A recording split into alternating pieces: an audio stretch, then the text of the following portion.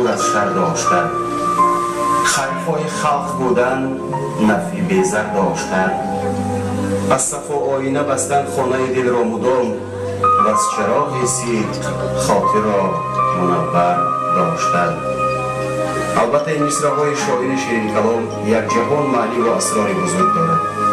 محض با چنین خصلت‌های خوب و عمیده انسانیت مرحوم والدان عزیز و مهربانم ما 3 نفر فرزند را بر کمال رسانیدند. من فرزند سیومین عائله هستم. سال 1950 در شهر خوجند تولد یافتم.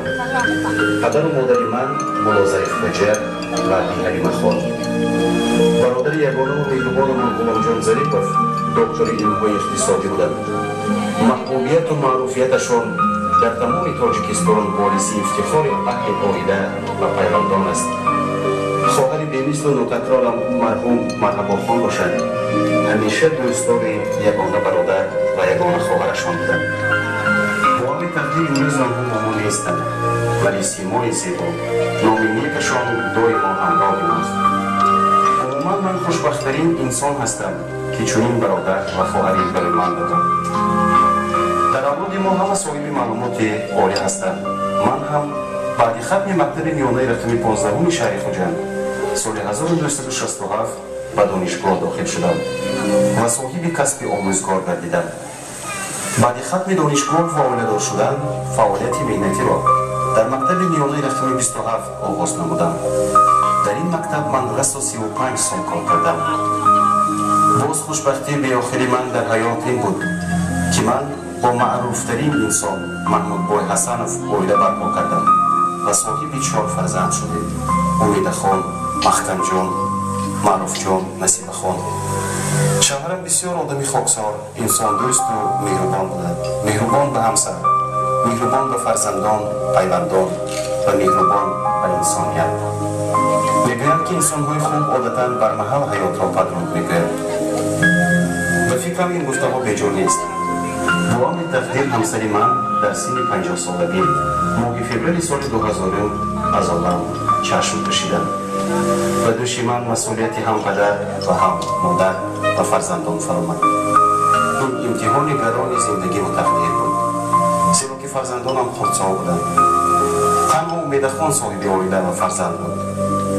برای آن که فرزندانم بی پدر بودن را حس نکنند و صاحب معلومات عالی شوند پیوسته کوشش کردم.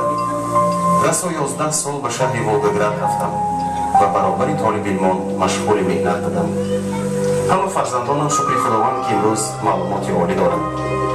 معروف جان و نصیب خان با دیپلم سرخ دانشگاه را ختم کردند. عموما امروز 4 پسر و 4 دختر دارم، زیرا که 2 دامادم چون پسر مرا عزت می‌کنند و سعادت خان، شرافت خان دائما دختروار از پی خدمت من هستند.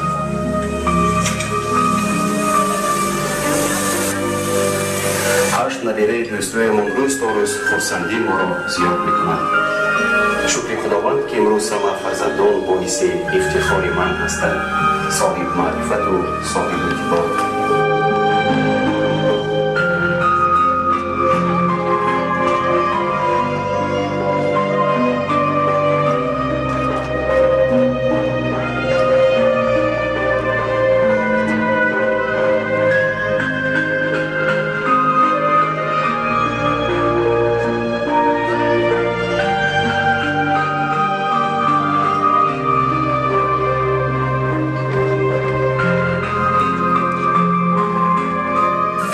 سال مبارک، جشن فیروزت مبارک.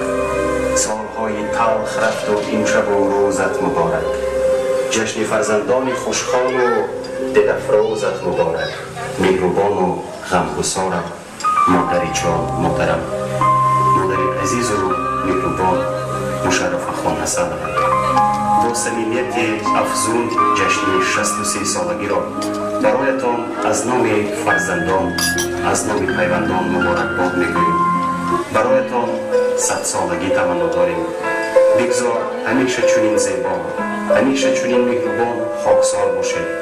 پسر فرزندان و نمیرگان همیشه دعاگوی بمانید. مادر خوش نظرم، هر نظرم قدیم توست. از اثری دارم مگر آن اثرم هدیه توست. در فضای ابدیت پی پرواز دراز مادری مشتی پرم، بال و پرم